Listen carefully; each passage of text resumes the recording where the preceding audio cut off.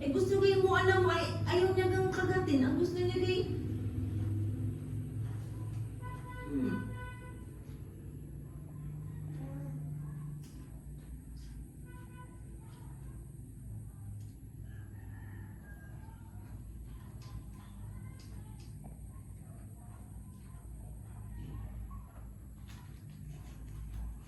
pang-igi eh. Oh. Kapit ka lang ha.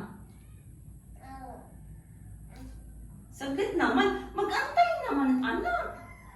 Itinatalupan ka ng mama. Mag-antay naman. Hindi mo na mag-antay. Hindi mo pwedeng kain ng balat. Ay, Agaw na eh. Hindi mo na mag-antay. Oh. Gustuhan niya yung lasa, no? Oo, gusto nga. Doon sa mga hindi nakailan to. Sabi na, huwag tama ng ano, baka isang ganyan eh. Isang ganyan nga, pinaubos ko. Pinaubos mo isang ganyan eh, pagong. Ito, nakatayo siya na nakaupo. Okay. Eh, sabrit, ay mahina ang kalaban at aray pa isa-isa at maliit. Tinatalupan ko at may buto.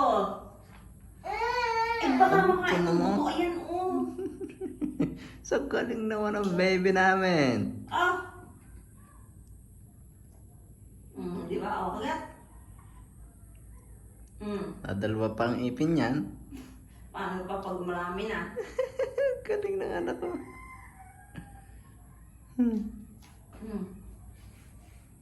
Baka. Oh, kita din si baby number 2. Oh.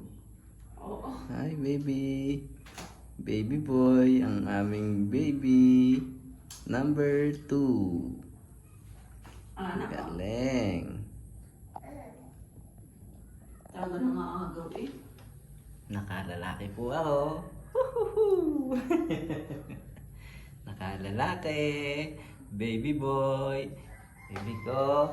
Ayan, ikaw oh. 8 months na si baby ngayon, ano? Wow. 8 months na ang baby namin. Oh. 8 months na. Wow naman. Tingnan nga namin ang baby namin. 8 months na ang baby ko. Ang baby boy namin. Oh. Ayan, ang ate Giselle, oh. Pang-igi sa pagkain. Ang lakas kumain. Oh, very good. Nakatayo pa.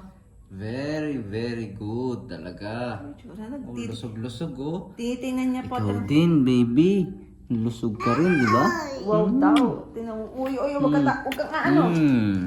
Ganda na ng ano mo dun eh. Balik doon. Sa pisto.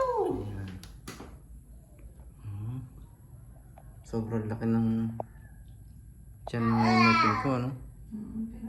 Pirabate. Malaki bis baby.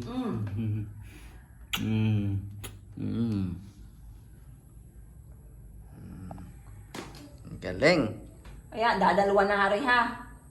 Saka naman. Baka Kanta ng mama, oh. paghanapan mo pa ako. Kanta-kanta ng mama. Wag ka Nakalahi tayo ng magandang lahi. Ha?